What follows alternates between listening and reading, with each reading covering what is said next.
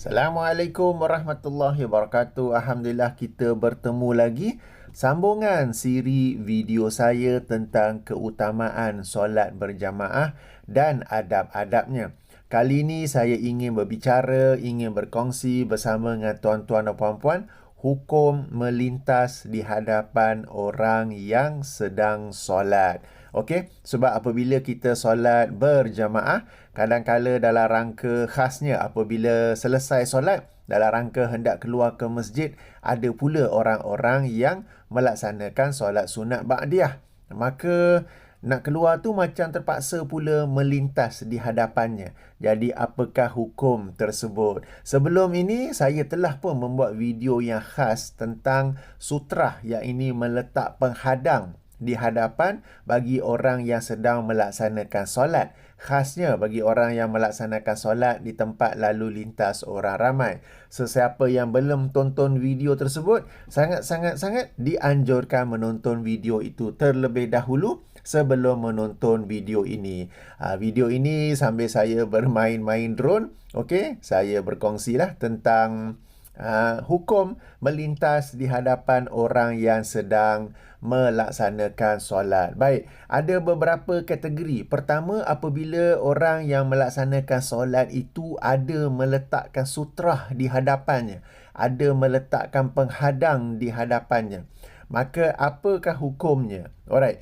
Pertama sekali, jika yang hendak melintas itu melintas di luar sutrah, maknanya bukannya antara orang tu berdiri dan sutrahnya, tetapi di luar kawasan sutrah, maka itu boleh-boleh sahaja dan tidak ada apa-apa hukuman. Ataupun lebih tepat, hukumnya harus boleh melintas di luar sutrah, bukan dalam. Dalam sutrah tu bererti antara tempat orang yang sedang solat tu berdiri dengan sutrahnya, yang itu yang dilarang. Tetapi di hadapan ataupun di luar sutrahnya boleh melintas dan hukumnya harus.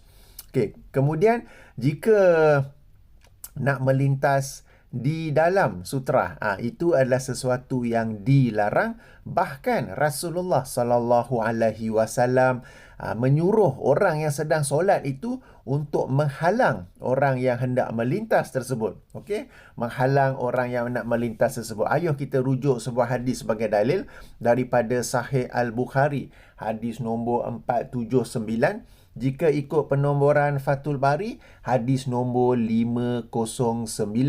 Hadis yang agak panjang di mana Abu Sa'id Al-Khudri radhiyallahu anhu pernah melaksanakan solat sunat selepas solat Jumaat.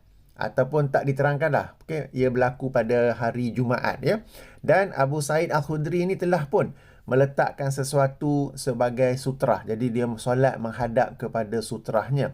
Kemudian ada seorang pemuda dari Bani Abu Mu'aiz yang ingin melintas di hadapan Abu Sa'id. Maknanya di dalam kawasan sutrahnya itu. Lalu Abu Sa'id menghalang orang itu dengan menahan di dadanya. Pemuda itu kemudian mencari-cari jalan lain, tapi tak ada, dan dia nak lintas depan Abu Sa'id juga. Lalu pemuda itu mengulangi lagi untuk cuba melintasi di hadapan Abu Sa'id. Dan Abu Sa'id sekali lagi menghalangnya, dan kali ini menghalangnya dengan lebih keras, dengan lebih tegas berbanding yang pertama. Kena ingat Abu Sa'id ni sedang solat. Sebab tu dalam video saya yang sebelum ni saya ada jelaskan bahawa pergerakan-pergerakan yang perlu dilakukan demi menjaga kesempurnaan solat itu boleh hukumnya berdasarkan sunnah Nabi SAW. Ia tidak terhad kepada pergerakan yang 3 kali saja. Jadi tengok Abu Sa'id ni, dia menghalang lagi pemuda yang ingin melintas di hadapannya dengan halangan yang lebih tegas lagi berbanding dengan kali yang pertama itu.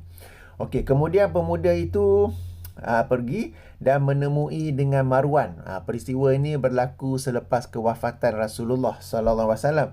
Lalu dia mengadu perkara yang berlaku antara dirinya dengan Abu Sa'id. Nak komplain tentang sahabat Nabi pula Setelah tu Abu Sa'id Al-Khudri pun ikut menemui Marwan, dan Marwan pun berkata, apa yang kamu lakukan kepada pemuda ini? Okay, maka Abu Sa'id pun menjawab bahawa aku pernah mendengar Nabi SAW bersabda, jika seseorang kalian solat menghadap sesuatu, Kemudian, maknanya sudah ada sutrah, kemudian ada orang lain yang ingin melintas di hadapannya, maka hendaklah dicegah, maka hendaklah ditahan. Jika dia, maknanya orang yang nak melintas tu tetap juga hendak melintas, maka, okey, kalau terjemahan harfiah, perangilah dia. Maknanya, kita kata lebih lagi berusaha, lebih lagi tegas berusaha untuk menghalangnya. Okey, lebih lagi berusaha untuk menghalangnya. Okey, saya baca teks Arabnya ya.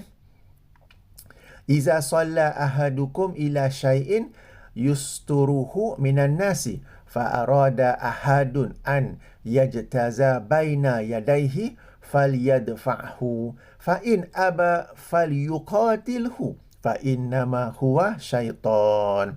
Okey, apabila salah seorang daripada kalian solat menghadap kepada sesuatu sebagai sutrahnya daripada manusia, maka ada pula orang lain yang ingin melintas di antaranya dengan sutrah tersebut, faliyadfa'hu, maka hendaklah dia menahannya, hendaklah dia menghalangnya ataupun menahannya.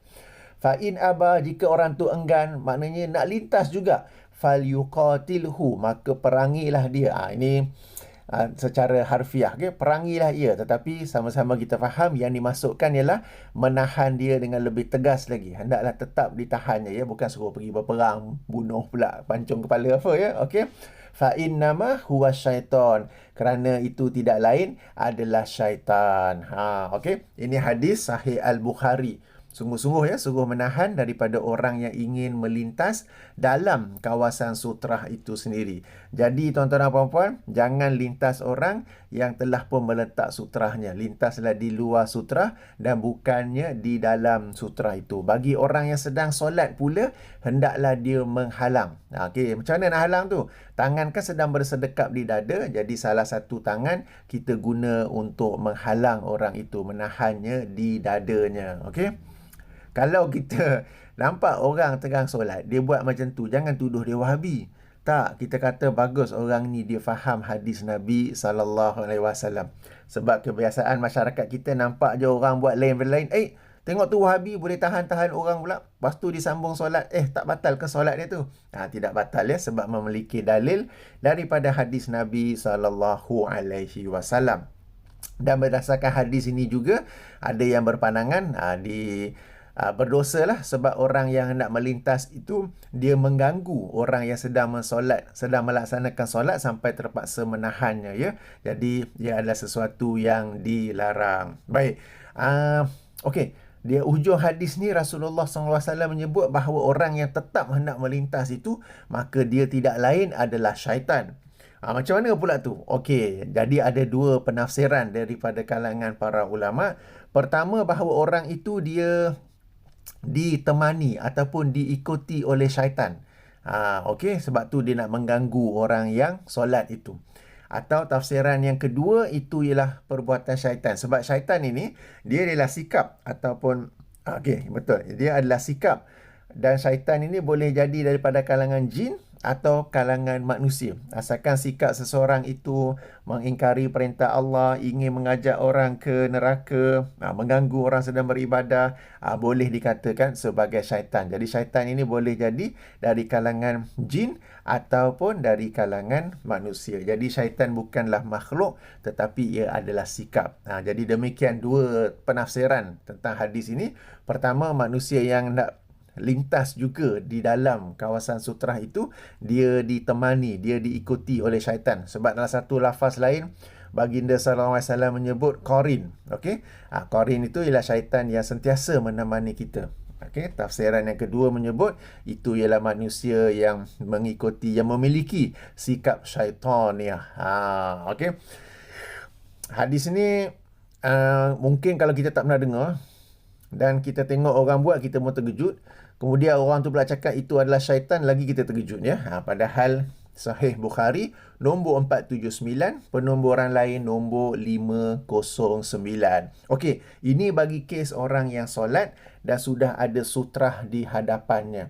Bagaimana pula dengan orang yang solat tetapi tidak ada sutrah? Okey, kita ingat ya, sekali sikit ulang kaji, sutrah itu dalam mazhab Syafi'i ada 4 level. Pertama, tiang atau dinding.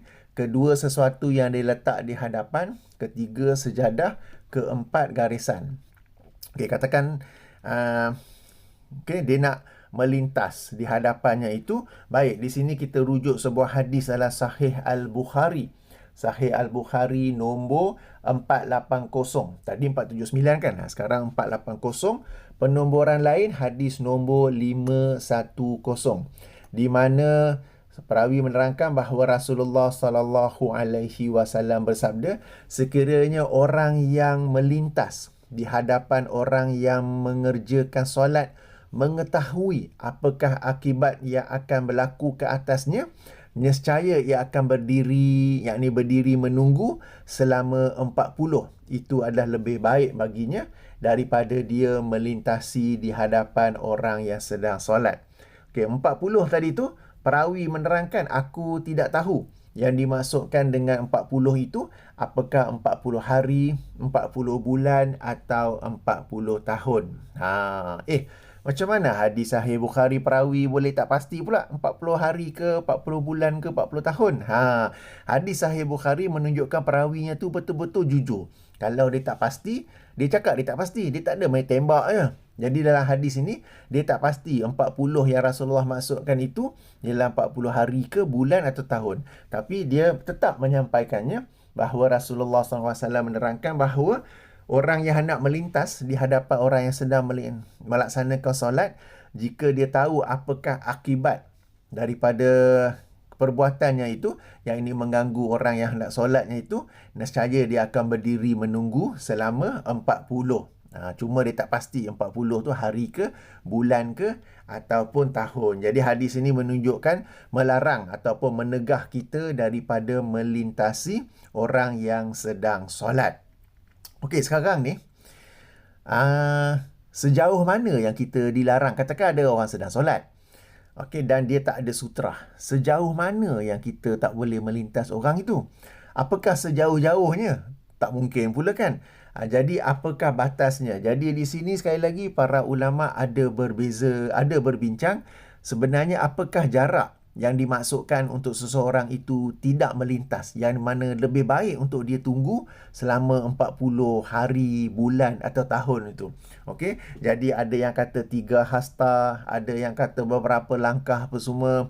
Jadi pendapat yang paling tepat bagi pandangan saya ialah apa yang dikemukakan oleh Syekh Muhammad bin Saleh Ibnu Utsaimin rahimahullah, bahawa kita tengok orang itu dan kita boleh agak dah dia antara dia dengan tempat dia sujud tu sejauh mana. Antara dia dengan tempat dia sujud tu sejauh mana. Dan kita kalau terpaksa juga melintas, kita melintas di luar kawasan anggaran tempat dia sujud tu. Okey? Jadi kalau macam saya yang sedang solat, saya ni tinggi 6 kaki 1 inci. Ini kata Hafiz ni kalau solat tempat sujud dia jauh sikit. Jadi orang yang nak melintas di hadapan saya, dia pergi lagi jauh daripada itu anggarannya. Orang yang mungkin ketinggiannya normal atau mungkin rendah sikit, kita boleh agak yang ni tempat sujudnya sampai situ, maka kita lintas di hadapannya. Okey? Jadi hadis ini bukanlah bererti secara zahirnya langsung tak boleh melintas di hadapan orang solat. Sebab kalau macam tu 1 kilometer di hadapannya pun tak boleh ke? Kan 100 meter di hadapannya pun tak boleh ke? Bukan begitu. Yang dimasukkan ialah kita melintas di tempat yang kita anggar, yang tempat anggarannya antara tempat dia berdiri dengan tempat dia sujudnya tu. Maknanya right in front of him. Maknanya yang dilarang di sini betul-betul depan dia. Dia sedang berdiri solat, sedang bersedekap, baca Fatihah apa semua. Kita lalu betul-betul depan dia. Yang itu yang dilarang. Okey.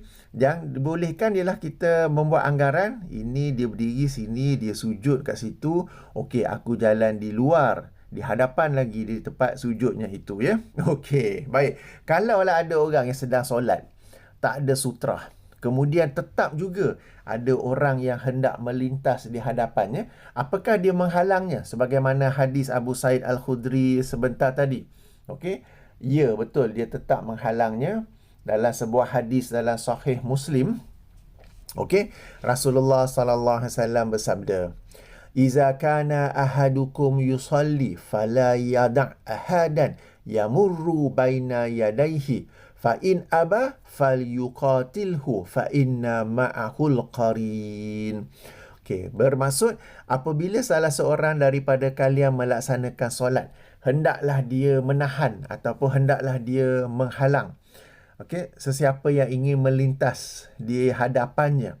Dan jika orang itu tetap berkeras, maka hendaklah fal yuqatilhu, hendaklah dia memeranginya. Nak sama macam hadis tadi kan, bermaksud menahan dia dengan lebih tegas lagi, kerana sesungguhnya bersama orang itu ialah qarin, yang ini syaitan qarin. Okey, hadis ini tidak menyebut tentang ada sutrah ataupun tidak, tetapi asalkan saja ada orang yang sedang yang mahu melintas di hadapannya, yamurru baina yadaihi, maknanya hendak melintas betul-betul dekat depan dia, hendaklah dilarang. Okey, jadi baik seseorang itu ada meletak sutrah atau tidak meletak sutrah, hendaklah dia tetap melarang orang yang hendak melintas di hadapannya. Cuma bagi kes yang kedua ni, kesalahan itu boleh dikatakan it is a shared responsibility lah, sebab orang tu sendiri tak letak sutrah. Jadi sebab orang yang tengah jalan, mungkin dia tak perasan Mamat tu, bukanlah Mamat, okay? Brother tu tengah solat kan, mungkin tengah berdiri saja ke apa, dia tiba-tiba nak lintas, dia tak tahu pun. Okay? Jadi meskipun tak letak sutrah, hendaklah juga menahan orang yang ingin melintas di hadapan. Okey, jadi sekali lagi, kali ni dalam lafaz hadis ni tak sebut sutrah. Nombor 2, fa inna ma'ahul qarin, kerana sesungguhnya bersama orang yang hendak tetap melintas itu ialah qarin. Qarin ini ialah syaitan yang sentiasa melintas, sentiasa menemani kita. Dan setiap manusia ini ada qarinnya. Okey, Rasulullah SAW pernah bersabda bahawa bagi setiap kalian ada syaitan qarinnya. Lalu ada sahabat bertanya, wahai Rasulullah, bagaimana pula dengan engkau? Rasulullah menjawab, ya, bagi aku pun ada qarinnya, cuma aku telah diselamatkan daripada qarin tersebut. Ataupun dalam penafsiran lain ialah qarin itu telah pun diislamkan. Jadi ada dua penafsiran di situ. Okey. Jadi bagi kita ni sentiasa ada qarin yang menemani kita, yang membisikkan perkara-perkara jahat, tetapi ada juga malaikat yang menemani kita membisikkan perkara-perkara yang baik. Ini ada saya jelaskan dalam buku saya yang lain, ya. Sunnah Nabi dalam menangani gangguan makhluk gaib. Jadi dalam buku ni saya menerangkan apakah makhluk-makhluk gaib yang sentiasa mendampingi kita, yang boleh mengikuti kita, dan bagaimana, apakah mereka mengganggu kita ataupun tidak, dan bagaimana cara kita menanganinya. Okey, sebab sekarang ni bila ada gangguan jin, gangguan syaitan, macam-macam cara rawatan kan. Cara rawatan Rasulullah macam mana, ya? Tak ada pula yang nak cerita. Masing-masing nak buat cara rawatan sendiri, asalkan fulus masuk. Okey. Alright. Jadi kita telah bincang dua kes. Pertamanya, melintas di hadapan orang yang solat ada sutrah. Kedua, melintas di hadapan orang yang solat tanpa sutrah. Okey. Jadi sekadar ulang kaji, hendaklah kita lintas di luar kawasan sutrahnya tu. Kalau tak ada sutrah, kita anggarkan sendiri. Kita anggarkan sahaja berapakah jarak antara orang yang sedang berdiri itu, dan kalau dia sujud, banyak mana tempat, berapa mana jarak yang akan diambilnya, maka kita boleh melintas di kawasan di luar anggaran tersebut, Dan kali ini kesalahan bukanlah bagi orang yang melintas itu, tetapi bagi orang yang tidak meletakkan sutrah. Okey, bagi orang yang sedang melaksanakan solat, jika ada orang yang ingin melintas dalam kawasan sutrahnya, hendaklah dia menghalang. Demikian juga kalau tak ada sutrah pun, jika ada orang tu nak melintas betul-betul depan dia, hendaklah juga menghalangnya. Dan ini bukanlah pergerakan yang membatalkan solat. Okey, kes seterusnya, dalam solat berjemaah. Bolehkah melintas di antara jemaah tu? Di antara saf, maksud saya. Okey, di antara saf boleh ataupun tidak? Okey. Baik, kita ada sebuah hadis dalam Sahih Al-Bukhari nombor 74, jika penomboran lain nombor 76, daripada Abdullah ibnu Abbas radhiyallahu anhumah.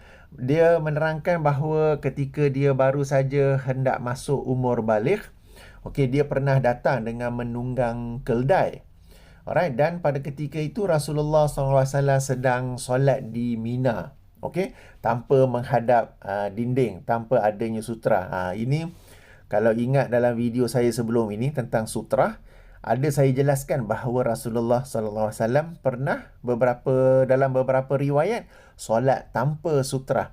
Dan ini dijadikan dalil bahawa meletakkan sutra itu ialah sunat hukumnya dan bukannya wajib. Okey, salah satu riwayat itu ialah hadis ini, Sahih Bukhari nombor 74. Penomboran lain nombor 76 ya, di mana Rasulullah SAW sedang solat di Mina. Jadi maknanya sebagai imam lah. Okay? Sebagai imam, adanya orang ramai di belakang sebagai makmum. Dan baginda tidak menghadap dinding. Maknanya tidak ada sutra.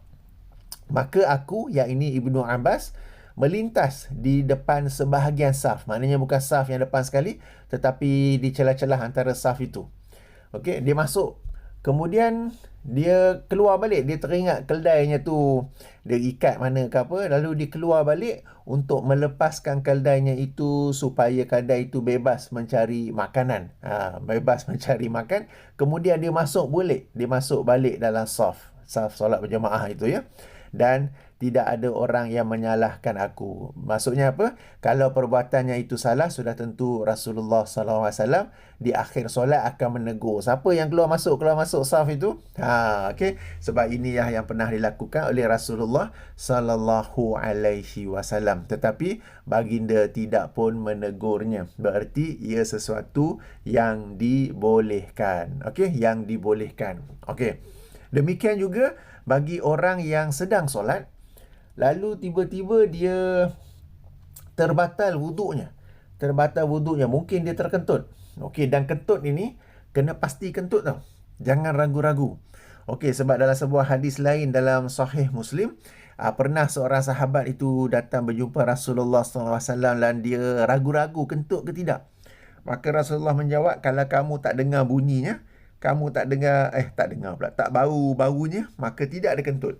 Okey, sebab syaitan dia boleh datang dengan mengganggu kita perasaan was-was. Aku ni aku rasa macam kentut lah. Tapi tak kentut, macam kentut lah. Jadi bila ada perasaan macam itu, kita abaikan sahaja kerana ia adalah was-was. Sabda Nabi SAW, jika kamu tak dengar bunyinya, kamu tidak bau baunya, maka tidak ada kentut. Berbeza dengan kebiasaan kita. Kita diajar dulu kalau was-was, tak apalah, kita pilih yang selamat, maka ambil je lah wuduk sekali lagi. Berbeza dengan yang diajar oleh Rasulullah SAW, ialah, okey, kita kena yakin berlakunya sesuatu yang batal. Sebab kita ambil wuduk dan kita yakin wuduk kita tu adalah sah, maka apabila hendak berkata wuduk itu telah batal, kita dalam keadaan berhadas, hendaklah memiliki bukti yang meyakinkan. Tak boleh macam rasa-rasa saja. Tak boleh macam ragu-ragu saja ya. Okey, jadi jika seseorang itu dalam solat berjamaah, dalam saf, dia pula bukan saf pertama tapi saf yang tengah-tengah tu. Okey, saf yang ketiga ke kelima ke kesembilan ke, dan dia pula berdiri betul-betul kat tengah dan dia confirm terkentut. Macam mana tu ya? Okey, dalilnya hadis dalam Sunan Abu Daud. Okey, nombor 598. Okey, nombor 9598 ya. Bukan pembetulan. Sunan Abu Daud hadis nombor 940. Penomboran lain hadis nombor 114. Okey, pembetulan ni nombor 940. Penomboran lain nombor 1114. 1114. Okey. Rasulullah sallallahu alaihi wasallam bersabda, "Iza ahdasa ahadukum fi salatihi falyakhuz bi anfihi summa liyan sarif." Apabila salah seorang daripada kalian berhadas dalam solatnya, maka hendaklah dia memegang hidungnya kemudian keluar daripada saf. Okey, hadis riwayat Imam Abu Daud dan dinilai sahih oleh Syekh Al-Albani. Okey, apabila salah seorang daripada kalian berhadas dalam solatnya, berhadas maksudnya ni hadas kecil lah, dia terasa terkentut ke apa ke, maka hendaklah dia memegang hidungnya. Alright, di sini para ulama mensyarahkan, antaranya Imam Al-Munawi dalam Faithul Qadir, bahawa dia mengisyaratkan bahawa kononnya hidung dia berdarah. Okey, dan ini adalah untuk menutup aib, bahawa dia telah terkentut. Okey. Tapi saya pula berbeza pandangan. Tu dia nak berbeza pandangan dengan ulama. Okey, pandangan peribadi saya lah. Pandangan peribadi ialah untuk mengisyaratkan bahawa dia terkentut. Sebab hadis ini kata hendaklah dia pegang hidung kemudian keluar daripada saf kan. Orang ramai akan tertanya-tanya, ni apa Mamat ni melintas di hadapan aku ni?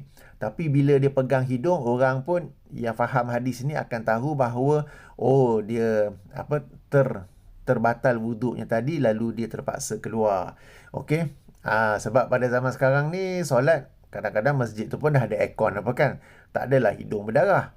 So kenapa orang ni pegang hidung? Pegang hidung tu mengisyaratkan bahawa wuduknya telah terbatal. Kerana itulah dia terpaksa melintas di hadapan orang-orang yang sedang solat itu. Okey. Ini pandangan peribadi saya sebab pada zaman dulu, zaman Imam Munawi dan sebagainya, masjid-masjid memang panas, tak ada aircon. Sekarang ni kebanyakan sebab bila dalam solat suasana panas tu, seseorang mungkin menghadapi hidung berdarah. Tapi sekarang ini suasana sebahagian masjid dan surau Jumaat ke apa ke, adanya aircon. Jadi sejuk, nyaman saja solat. Nak kata hidung berdarah macam kemungkinan yang kecil pula. Jadi saya lebih cenderung berkata itu untuk mengisyaratkan bahawa wuduk dia telah terbatal. Maaf lah ya, terpaksa melintas di hadapan. Okey, pandangan peribadi saya ya. Okey, tapi yang penting summa liyan sorif. Maka hendaklah dia keluar. Bererti boleh saja melintas di hadapan orang-orang yang sedang solat tu. Jadi ini adalah pengecualian bagi apa yang telah saya sampaikan sebelum ini. Sebelum ini bila ada orang nak lintas depan kita, kita halang kan? Okey, tapi dalam solat berjemaah boleh saja melintas di hadapan orang walaupun di tengah-tengah saf tu. Kenapa pula nak lintas-lintas ni? Okey, sebab kadang-kadang mungkin ada ruang yang kosong. Lalu orang yang di belakangnya tak nak pula memenuhi orang yang ruang kosong di hadapannya. Terpaksalah orang yang di kiri atau kanan yang pergi untuk memenuhi saf yang kosong dan tak nak terpaksa melintasi di hadapan orang yang sedang solat. Maka itu dibolehkan, tak perlu pula menahan. Jangan pula kata ini syaitan ni aku nak tahan ya.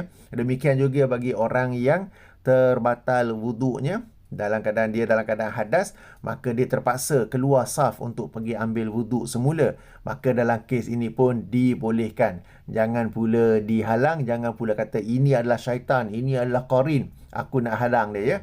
Okey, sebab ini adalah pengecualian. Okey. Secara umumnya dilarang daripada melintas di hadapan orang yang sedang solat, kecuali pengecualiannya kecuali dalam solat berjemaah. Okey, boleh melintas di hadapan orang yang sedang solat berdasarkan hadis-hadis yang saya bacakan tadi. Baik melintas tu kerana hendak memenuhi ruang kosong di saf hadapan atau kerana dia terbatal wuduk lalu terpaksa keluar. Okey, atau mungkin saja dia ada apa-apa hal emergency lain ke apa ke yang kita tak tahu, mungkin dia terpaksa keluar ke apa ke, maka itu sesuatu yang dibolehkan. Jangan pula ditahan. Adapun dalam kes yang sebelum ni yang saya bacakan itu, memang disuruh untuk kita menahannya. Kalau orang itu tetap juga bertegas hendak melintas hadapan kita, kita menahannya dengan lebih bersungguh-sungguh lagi. Ya. Baik. Jadi inilah beberapa perkara yang ingin saya kongsikan tentang hukum melintas di hadapan orang yang sedang melaksanakan solat. Ada perbezaan antara orang yang sedang solat bersendirian ataupun dalam solat berjemaah. Ada juga perbezaan antara sutrah dengan tidak ada sutrah. Baik, sehingga sini saja. Moga-moga bermanfaat. Subhanakallahumma wa bihamdika. Asyhadu an la ilaha illa anta astaghfiruka wa atubu ilaika. Assalamualaikum warahmatullahi wabarakatuh. Jadi ini saya sedang main drone di salah satu tempat percutian yang rahsia. Siapa yang tahu, tak tahu tak apa ya. Okey, bateri pun dah nak habis ni. Drone akan berpatah balik sekejap saja lagi.